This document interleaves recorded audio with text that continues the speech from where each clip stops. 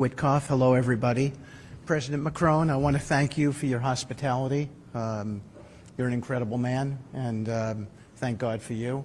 And President Zelensky, I want to thank you for your commitment to the peace here.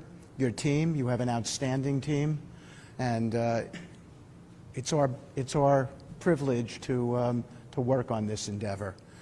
I want to be clear that Jared and I have been working with Ambassador Kushner for close to 10 hours today. And we'll be meeting with the Ukrainian delegation this evening, continuing that work. Because President Trump's mandate is that he wants a peace in Ukraine. And we are determined on his behalf to do everything possible to attain that peace. A lot of progress began first in Geneva. We made tremendous progress there. We moved on to Berlin. Lots of progress happened there, and as President Zelensky identified, we had a very compelling meeting in Mar-a-Lago, and we look forward to more progress as a result of everything that's occurred today. We think we're largely finished with security protocols, which are important so that the people of Ukraine know that when this ends, it ends forever. But we also think, critically, that we are very, very close to finishing up as robust a prosperity agreement as any country has ever seen coming out of conflicts like this. It will aspirationally mean large, large possibilities for the Ukrainian people, for people coming home from war who will find wonderful jobs out there. We're working with BlackRock, Larry Fink in this endeavor, and we think it's going to be very, very important for the people of Ukraine. And we believe that a robust economy correlates and works directly with these security protocols. It makes Ukraine a strong, independent nation. And we think that's really important in terms of the long-term future. Jared and I are prepared to do anything necessary to work with our European colleagues. Prime Minister Starmer, you've been incredible, as has Chancellor Merz, and all of the European nations who we met today, who we spoke with. It's all been an important meeting today, and we think we've made a lot of progress. We heard President Zelensky and some of the other people here talking about land options. That will be the most critical issue, and we're going to be continuing on with those discussions, and hopefully we'll be able to meet or come up with certain compromises with regard to that. But I do want to say this. We are here to mediate and help in the peace process, and we're prepared to do anything necessary to get to that place.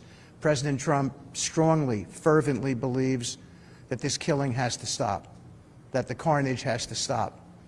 And we're determined, all of us up here, to be a part of that. Nothing to add. That was perfectly said. Okay. Thank you. Nous allons passer aux questions. Questions. We'll take questions now. Yeah. One question by delegation. Je vous en prie. Go ahead. C'est bon? Bonsoir. Good evening. Claire Gatinois from Le Monde. Bonsoir, messieurs les présidents, chefs d'État, chefs de gouvernement. Bonsoir, messieurs les envoyés spéciaux. Monsieur le Président Emmanuel Macron, c'est la 15e fois que vous avez dit tout à l'heure que la coalition des volontaires se réunit pour bâtir des garanties de sécurité pour l'Ukraine en espérant le soutien des États-Unis. Trump ne s'est pas encore engagé fermement sur ce soutien américain. Après l'opération au Venezuela et les menaces portées sur la souveraineté du Groenland, les Européens peuvent-ils encore faire confiance à l'allié américain? Les volontaires ne doivent-ils pas penser les garanties de sécurité sans les États-Unis? Vis-à-vis du Groenland, au-delà des déclarations qui ont été publiées ce matin, faut-il envisager un déploiement de troupes européennes pour protéger le territoire? Enfin, est-ce pour préserver ce lien avec les États-Unis que vous n'avez pas condamné l'intervention militaire américaine au Venezuela?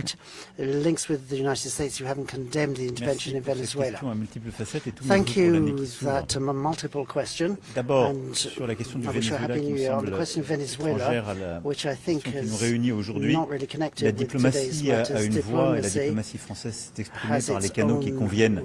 roots il faut and la voir ways. comme un French tout. diplomacy has Et je already crois avoir expressed été, itself. We have to la see that diplomatie française avec moi as très a claire coherent sur le message. sujet. I think I've been very clear Sur about la that. question qui nous occupe, Regarding today's matters, la présence aujourd'hui des envoyés the spéciaux presence du président Trump, President Trump's special les envoys engagements du today, président Trump and the lui-même, commitments by President en Trump particulier ce qu'il a himself, pu dire lors du in rendez-vous qui particular s'est what tenu he à Mar-a-Lago said en fin at d'année the dernière avec meeting le in président Mar-a-Lago at the end Zelensky, of last year with President disent au Zelensky. contraire l'engagement des États-Unis d'Amérique pour bâtir la paix et prendre leurs That responsabilités. was about American commitment to Cette coalition des volontaires marque une étape nouvelle qui me semble correspondre à ce que nous défendons et qui, d'ailleurs, est conforme aux souhaits américains. Ce que la France défend depuis plusieurs années, c'est une Europe plus indépendante et c'est une plus grande autonomie stratégique, c'est-à-dire une Europe qui s'occupe de sa sécurité, davantage, en respectant le cadre otanien, mais qui prend davantage sa part. Ce que le président Trump a constamment dit, dans son premier mandat comme dans celui-ci, c'est que les Européens doivent prendre plus de la part du fardeau. C'est ce qu'il nous demande de faire. C'est cohérent. Et donc tout le travail qui a été fait ces derniers mois, à travers la coalition des volontaires, c'est d'avoir les Européens, mais je veux aussi souligner la présence dans la coalition des volontaires du Canada, de la Nouvelle-Zélande, de l'Australie, de plusieurs autres pays, du Japon. En particulier, le Premier ministre canadien était avec nous aujourd'hui, ce qui est un signal très fort, et est engagé dans ces garanties de sécurité. Donc cette coalition des volontaires, elle est, si je puis dire, le cœur battant de ce soutien à l'Ukraine pour les garanties de sécurité. Elle dit le jour d'après la paix, voilà comment nous nous mettons en situation d'apporter à l'Ukraine ces différentes composantes, et en particulier un format d'armée ukrainienne qui dissuadera toute nouvelle agression, des forces multinationales de réassurance et des règles d'engagement. Dans ce contexte-là, le soutien et la participation américaine sont très importants pour beaucoup de pays. Elles sont très importantes pour beaucoup de pays qui sont membres de l'OTAN. Elles sont très importantes parce que les capacités américaines, parfois une exclusivité sur certaines composantes de ces garanties de sécurité qui les rendent clés. Ces dernières semaines ont marqué un changement, puisqu'il y a eu un engagement américain. Ça a été dit par le chancelier Merz dans notre rendez-vous à Berlin, a permis d'acter déjà une étape et un mouvement. Ensuite,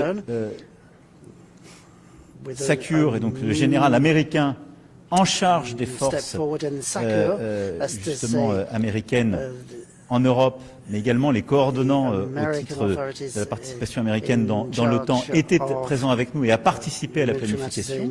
Et donc il y a aujourd'hui ces différentes couches de garantie de sécurité où les États-Unis d'Amérique ont clarifié leur participation, et en particulier sur ce qu'on appelle le monitoring, c'est-à-dire la surveillance de la ligne de front.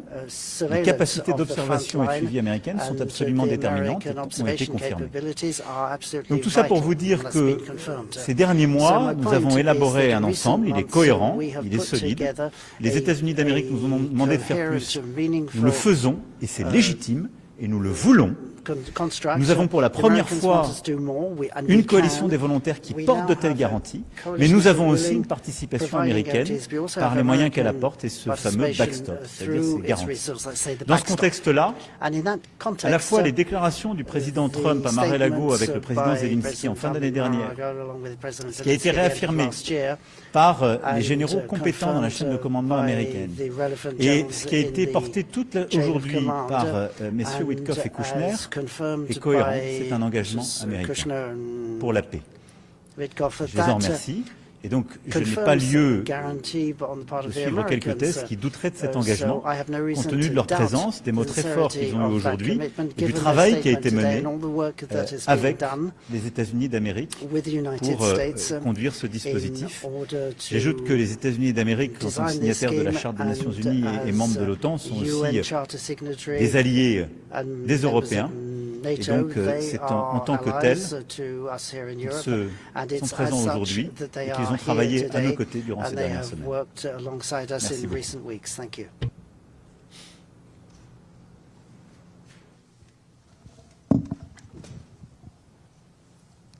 Hello to everyone. Oksana Tkachenko, Ukrainian channel 1+1. I have a few questions. First one for Ukrainian president. Пане президенте, чи можете ви сказати, що ці гарантії безпеки дійсно вже готові до реалізації, фіналізовані? І як ви бачите юридичну реалізацію в Україні? Тобто, чи буде це якесь запрошення для цього миротворчого контингенту? And also question to European leaders. Could you explain specifically what would be a contribution from each of your country? Can we name a number of troops and mandate they will have? And to the American side, if I may, what does it mean being a backstop in these security guarantees? And when are you going to present them to President Trump and to the Russian side? Is there any specific date for meeting? Thank you. Дякую за запитання. Передусім, я вважаю, що гарантії коаліції охочих повинні працювати разом з гарантіями Сполучених Штатів Америки. І саме так буде. Ми працюємо над тим, щоб це були юридично зобов'язуючі гарантії. Що стосується американської сторони, наші двосторонні гарантії безпеки будуть підтримані Конгресом. Дай Бог, щоб ми дійшли до цього моменту. Ми на це розраховуємо, документи в принципі готові, про деталі поки що говорити не можу. Що стосується декларації, це перший крок, який ми підписали, він дуже важливий, він відкриває сам процес, і ці юридично також ці документи будуть юридично зобов'язуючі. Більшості країн із коаліції охочих потрібна підтримка їх парламенті. Тому після декларації, після цього процесу, країни йдуть в парламенти. Також розраховуємо на цю підтримку.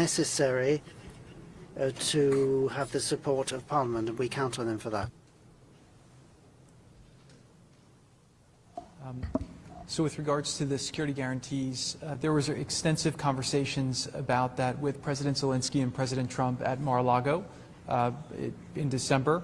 And I think that they really resolved most, if not all, of the issues that are outstanding on that.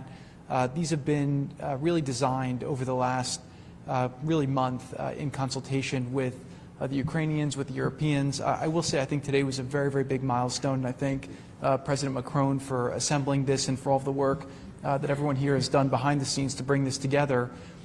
This does not mean that we will make peace, but peace would not be possible without the progress that was made here today, meaning that if Ukraine is going to make a final deal, they have to know that after a deal, they are secure, they have obviously a robust deterrence, and there's real backstops to make sure that this will not happen again. One of the reasons why President Trump is comfortable with where the security guarantees are headed towards is because based on his assessments and his conversations with President Putin is that if we can make the right deal, it would mean a deal where both sides look to de-escalate, that there's a real monitoring mechanism, real ability, if there ever is a violation, to have deconfliction and hopefully, de-escalation. And obviously, you create a robust deterrence, peace through strength, where it's unlikely that somebody will ever go and start this again. So this is a really important building block towards an eventual peace deal, and I think that it's a big, big milestone that was reached today between the Europeans with the Coalition of the Willing, and I really want to just thank the DoD and the whole amazing team in the U.S. Obviously, you saw last week the incredible capability of the U.S. military, and that's just a small piece of what they're capable of doing. And so they've been really thinking about this, and they believe that a real peace here is possible, and there are ways to stand behind it.